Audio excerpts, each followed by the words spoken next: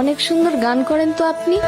তারপর আমার না আপনাকে ভাল লাগছে। কি করতে হবে এখন? আপনি আমার রূপকথার রাজপুত্র হবেন। না, কেন? আপাতত ফ্রেন্ডশিপ করতে পারেন। ফ্রেন্ডশিপ করে কি হবে? আপনি আমার রাজপুত্র হবেন আর আমি আপনার রাজকন্যা। ভাইয়া আপনারা কিছু মনে করেন না তো, আমার বান্ধবীর স্কুল একটু ঢিলা আছে। এই চল তো তুই। হাই রাজপুত্র, আপনার নামটা যেন কি? আমি মেবি আপনাকে আমার নাম কখনো বলি নাই। কোথাও যাচ্ছেন নাকি? ওই গিটারের স্ট্রিং কিনতে। আরেকদিন কিনেন, চলেন না একটা লং ওয়াকে যাই। কেন? চলেন না। আচ্ছা, আরেকদিন যাবো না। ভয় পাচ্ছেন? ভয় পাবো? আর আপনাকে মানে যা তা না। তাইলে চলেন। কি এমন হবে, কে ফেলবো নাকি আপনাকে? আপনার ভয়েসটা কিন্তু মাশাআল্লাহ, কিন্তু আপনি কি সারাক্ষণ এই গিটারটা নিয়ে ঘুরঘুর করেন? আমার জন্মদিনে আমার মা গিফট করছিল এটা। সাপোজ যদি কখনো মিউজিক ছেড়ে দিতে হয় তখন কি করবেন? মিউজিক ছেড়ে দিতে হবে মানে? মানে বুঝলাম না তো আমি। সমস্যা কি আপনার? ফাইজলামি করতেছেন আমার সাথে? আরে সরি, আমি তো মজা করছিলাম। মিউজিক এটা কোনো জোক না যে মজা করবেন। আচ্ছা সরি তো, আচ্ছা কান ধরছি, সরি। It's okay. আচ্ছা, আমার না যেতে হবে, লেট হয়ে যাচ্ছে।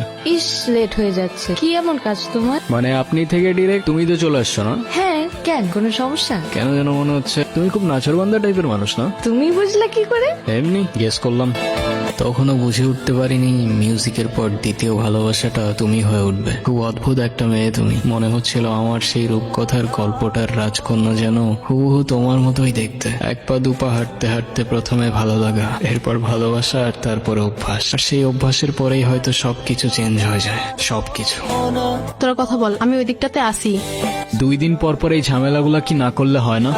কি কিছু বলবা না? যা বলার সেটা তো বলছি আমি তোমাকে, শুনতেছো কোথায়? শোনার মতো কোনো কথা বললে অবশ্যই শুনতাম, কিন্তু তুমি যেটা বলতেছো সেটা আমার পক্ষে করা পসিবল না। কেন পসিবল না? মানে তোমার লাইফে কি আমার থেকে তোমার মিউজিকের প্রায়োরিটি বেশি? মানে তোমার সাথে তুমি মিউজিকের প্রায়োরিটির কম্পেয়ার কিভাবে করো সেটাই আমার মাথায় ঢোকে না। রোহান, একটু প্র্যাকটিক্যাল হও। জীবনটা তো আর কোনো রূপকথার গল্প না। আমার গ্রাজুয়েশন শেষ, এভাবে আর কতদিন?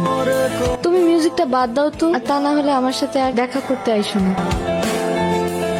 যে নম্বরে কল করেছেন সব ভাই লোক। কি রে, তোর তো কোনো খোঁজ খবরই নেই। আচ্ছা, গিটারটা রাখতো। বাবা টাকা পাঠিয়েছে, আমি টাকাটা উঠে আসি। সাবধানে রাখিস। আসসালামু আলাইকুম ভাই, দেখি গিটারটা। ভাই এটা রোহানের গিটার। তো কি হয়েছে? না ভাই কিছু না।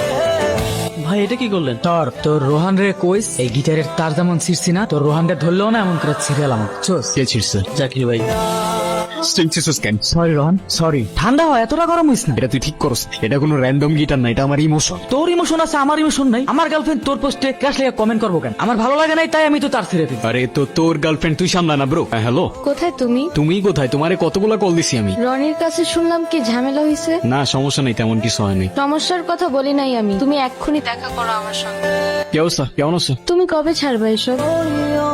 মানে আসতে না আসতেই তুমি আবার শুরু হয়ে গেলা। মানে আমি না বুঝি না, আছে কি তোমার এই মিউজিকের মধ্যে যে এটা ছেড়ে থাকা যাবে না? সেটা হয়তো তুমি আমার জায়গায় থাকলেই বুঝতাম। না, তোমার জায়গায় থাকার তো আমার কোনো ইচ্ছাও নাই। দেখো, এখনো কিচ্ছু নষ্ট হয়নি। আমি শুধু চাই তুমি 8-10টা মানুষের মতো একটা নর্মাল লাইফ লিড করো, একটা জব করো, আর মিউজিকটা ছেড়ে দাও। That's it. আরে মিউজিক আমার ব্লাডের মধ্যে, এটা ছাড়লে বাঁচবো কেমনে আমি? আর আমি যেটা পারবো না সেটা আমার বারবার বললো না তো তুমি। তোমার ডিসিশন তাহলে ফাইনাল? হ্যাঁ। কফি? আপনারা বলছিলাম না একটা ছেলের কথা। এই রোহান, কি অবস্থা? আসসালামু আলাইকুম ভাইজান। আমি তো তোমার মিউজিক শুনছি, তোমার ভোকাল জাস্ট মারাত্মক। আপনি তো ইয়াং জেনারেশনের ইন্সপিরেশন, আর আপনার মিউজিক দেখে আমরা কত কিছু শিখছি। দেখো, আমাদের সময় তেমন একটা নাই। তুমি একটা কাজ করো, তুমি আমাকে কিছু একটা শোনো। অন্য সমস্যা? সরি ভাই, আমি আরেকবার শুরু করি প্লিজ। রোহান, রোহান কি হয়েছে তোমার? এই কেউ অ্যাম্বুলেন্স ডাকো। রোহান,